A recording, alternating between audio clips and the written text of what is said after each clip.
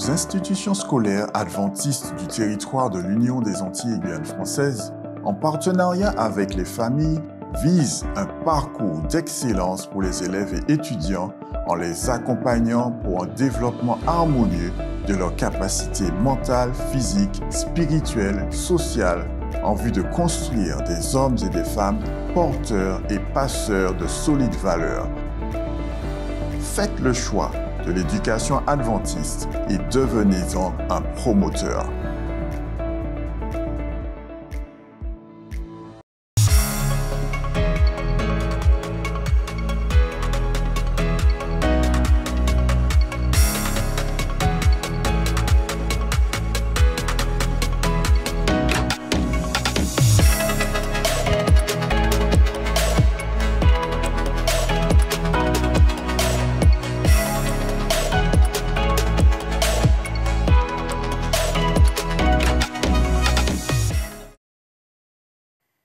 Chers téléspectateurs, salutations à tous.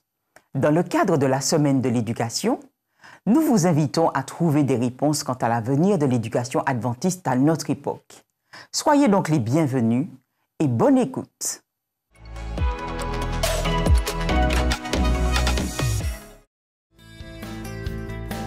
Les urgents défis de l'éducation adventiste aux Antilles et Guyane française.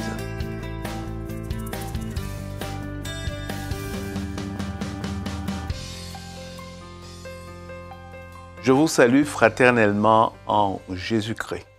Je suis heureux aujourd'hui de pouvoir m'entretenir avec vous sur le sujet suivant, les urgents défis de l'éducation adventiste aux Antilles et Guyane française.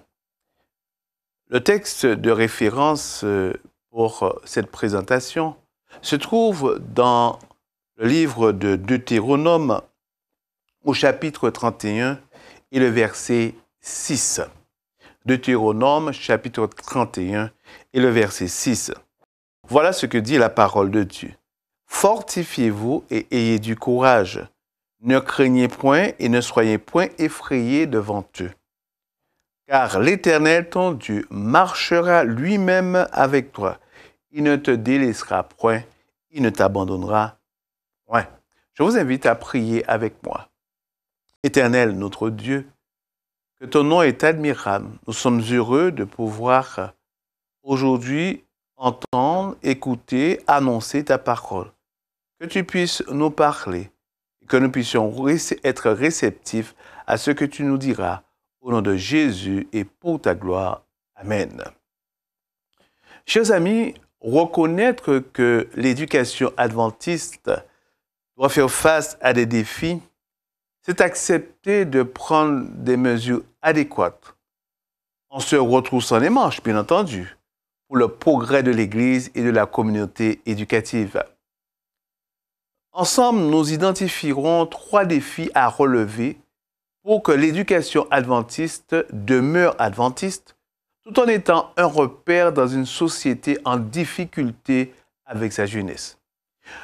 Nos établissements scolaires ont une formidable opportunité de montrer la voie chrétienne en s'appuyant sur la puissance divine et en élevant la personne du Christ.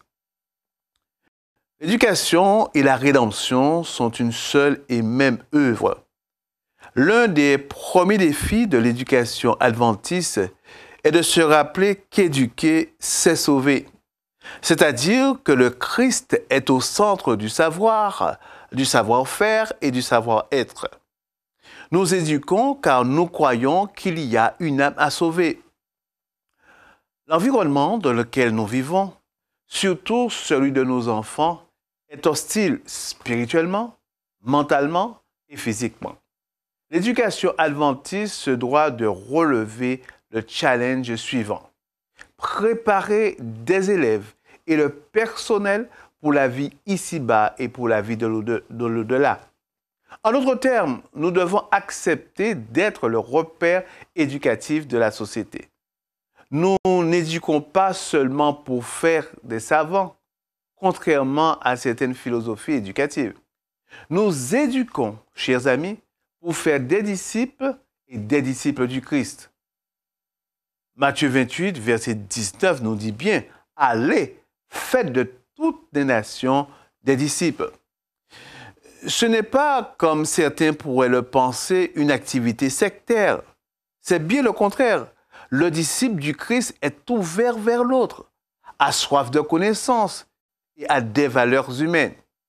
Il ne s'agit pas non plus pour nous de critiquer les autres formes d'éducation en développant un sentiment de supériorité. Il est plutôt bienséant de rester humble, d'accepter d'être une lumière qui attire les autres à Christ.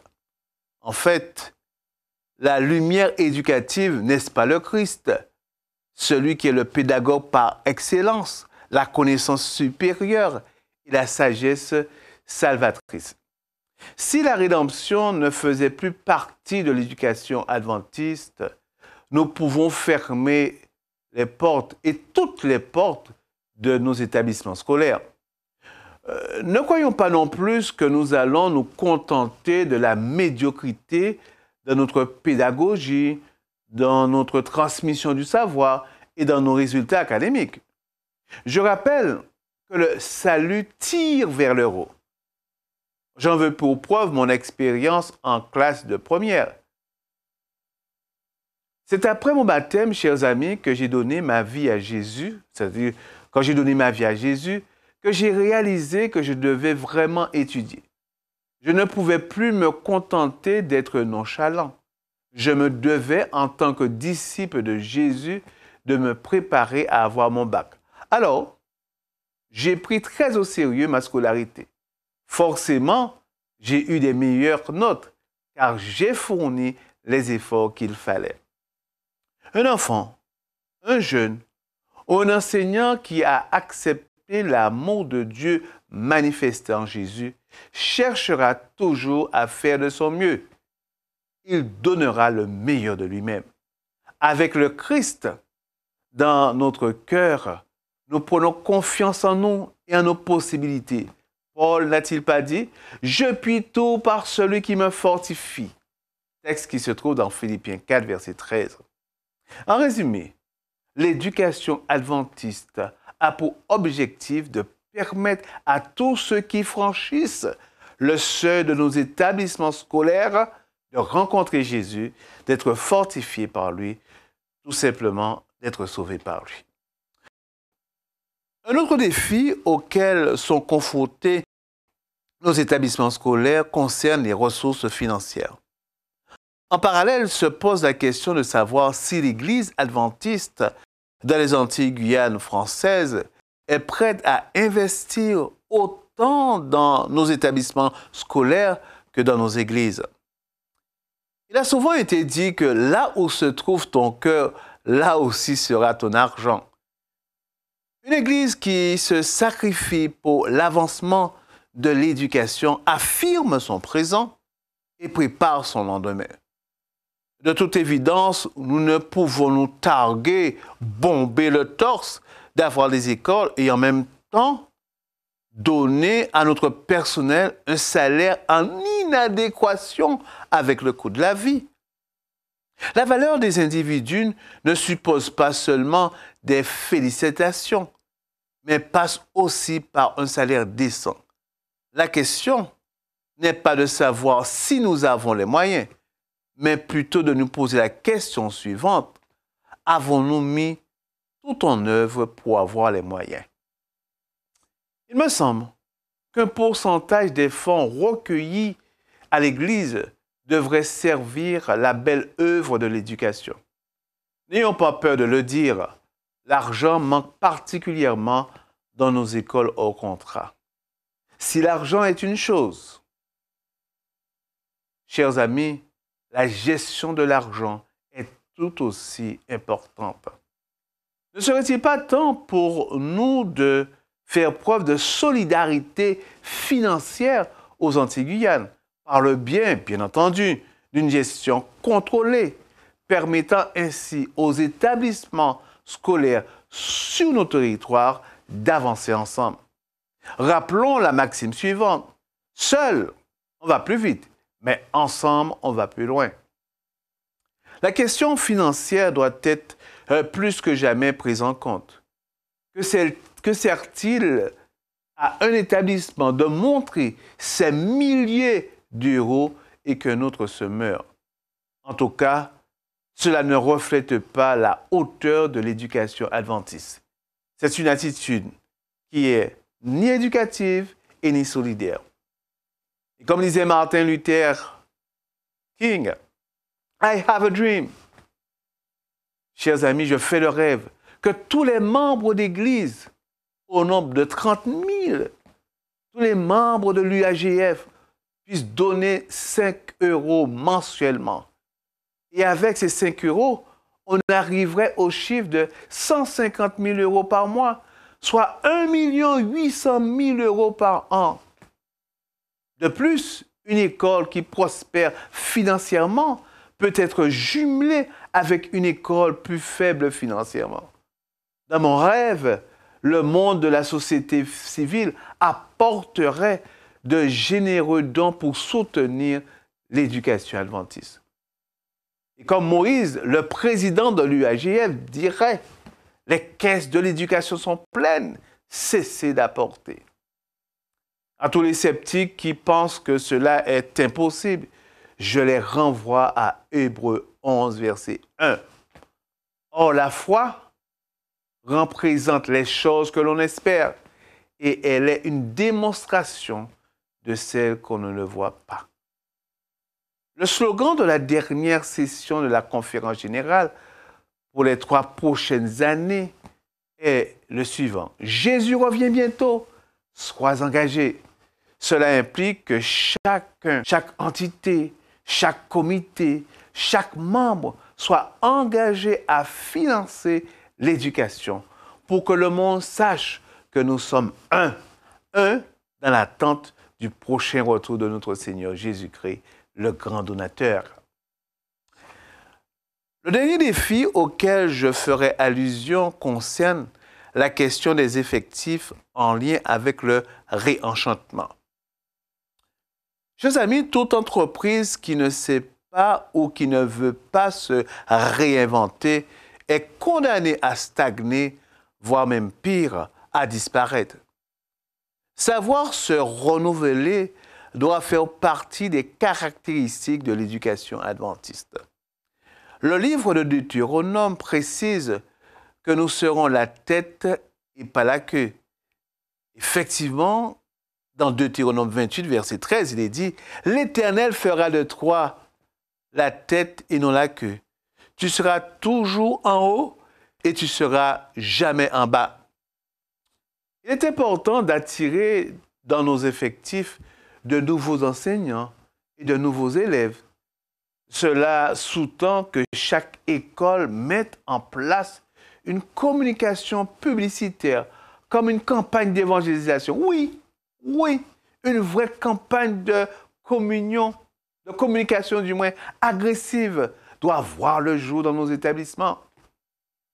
On n'allume pas une lampe, et cette lampe, c'est l'éducation adventiste, pour la mettre sous le boisseau.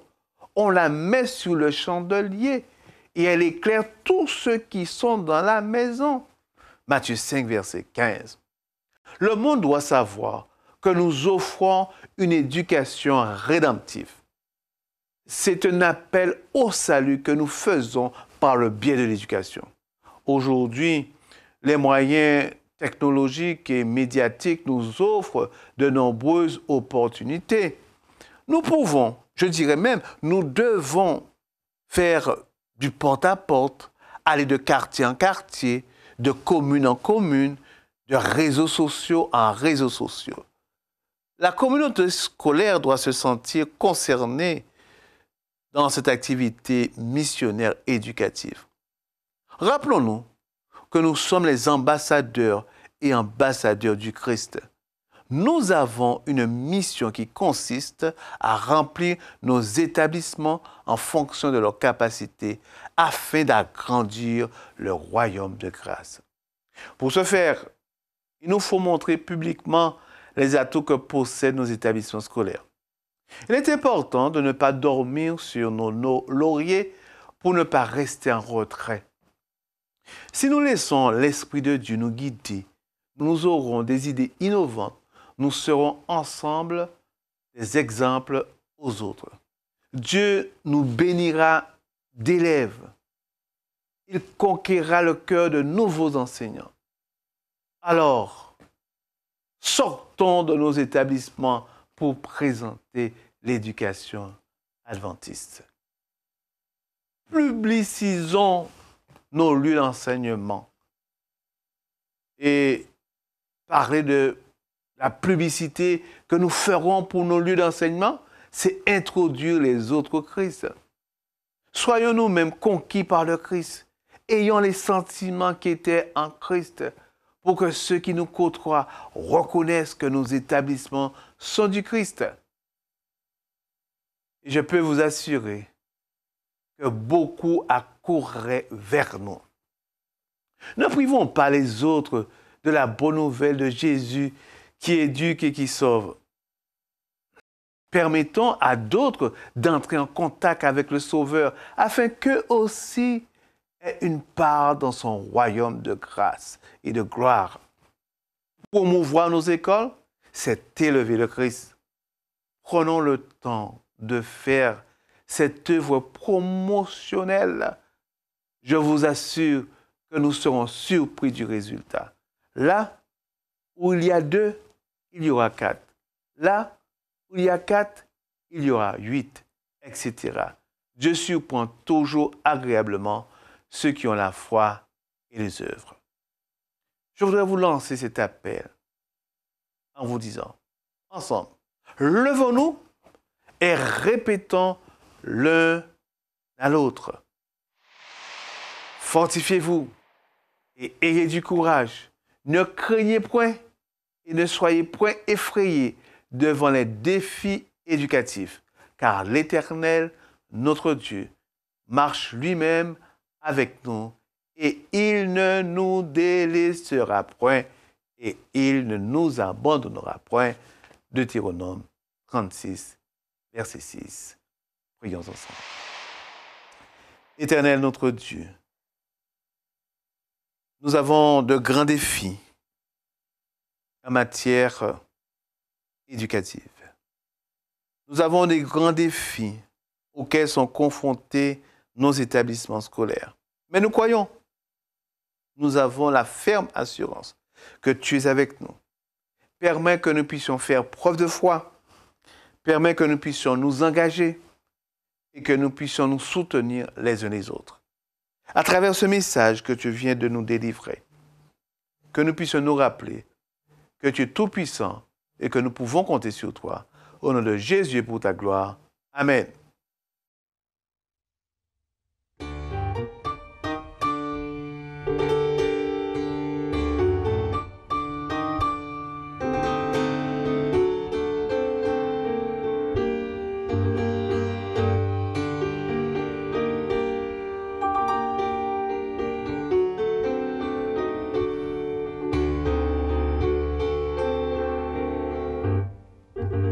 À la croisée des chemins, il nous faut faire un choix.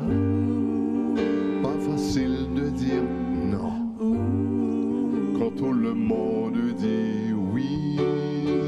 Alors faut-il baisser les bras, abandonner le combat? Mais qui dira au tout petit le grand amour de Jésus-Christ? Instruis l'enfant dès son jeune âge, parle-lui du Dieu d'amour et parle-lui de Jésus. Instruis l'enfant dans la voie qu'il doit suivre, oh oui, prends-le par la main et montre-lui le chemin. Instruis l'enfant dès son jeune âge, parle-lui du Dieu d'amour, parle-lui de Jésus. Instruis l'enfant dans la voie qu'il doit suivre, afin que devenu grand, il ne s'en détourne pas. Qui fit le ciel et la terre, les astres et l'univers? Où allons-nous, d'où venons-nous? Y a-t-il un sens à la mort, à la vie? évolution ou création? C'est là autant de questions, mais qui dira au tout petit le grand amour de Jésus-Christ? Est-ce l'enfant dès son jeune âge? Parle-lui du Dieu d'amour, parle-lui de Jésus. Est-ce l'enfant dans la voie qu'il doit suivre? Oh oui, prends-le par la main et montre-lui le chemin. Est-ce l'enfant dès son jeune âge? Parle-lui du Dieu d'amour et parle-lui de Jésus. Instruis l'enfant dans la voie qu'il doit suivre, afin que devenu grand, il ne s'en détourne pas. Parle-lui du prophète Daniel, parle-lui de l'enfant David, qu'il ait confiance en l'Éternel, qu'il ait le choix entre la mort et la vie. Oh, dis-lui que Dieu est amour et qu'il pardonne toujours. Oui, tu diras au tout petit le grand amour de Jésus-Christ. Instruis l'enfant dès son jeune âge, parle-lui du Dieu d'amour et parle-lui de Jésus. Instruis l'enfant dans la voie qu'il doit suivre, oh oui, prends-le par la main, montre-lui le chemin. Instruis l'enfant dès son jeune âge, parle-lui du Dieu d'amour, parle-lui de Jésus. Instruis l'enfant dans la voie qu'il doit suivre, afin que devenu grand, il ne s'en détourne pas. Car la vie éternelle, c'est qu'il te connaisse, toi le seul vrai Dieu et ton envoyé, toi le seul vrai Dieu et ton Fils, Jésus-Christ. Instruis l'enfant dès son jeune âge, parle-lui du Dieu d'amour, parle-lui de Jésus. Instruis l'enfant dans la voie qu'il doit suivre, oh oui, prends-le par la main et montre-lui le chemin. Instruis l'enfant dès son jeune âge, parle-lui du Dieu d'amour, parle-lui de Jésus. Instruis l'enfant dans la voie qu'il doit suivre, afin que devenu grand, il ne s'en détourne pas. Afin que devenu grand, il ne s'en détourne pas. Afin que devenu grand, il ne s'en détourne pas.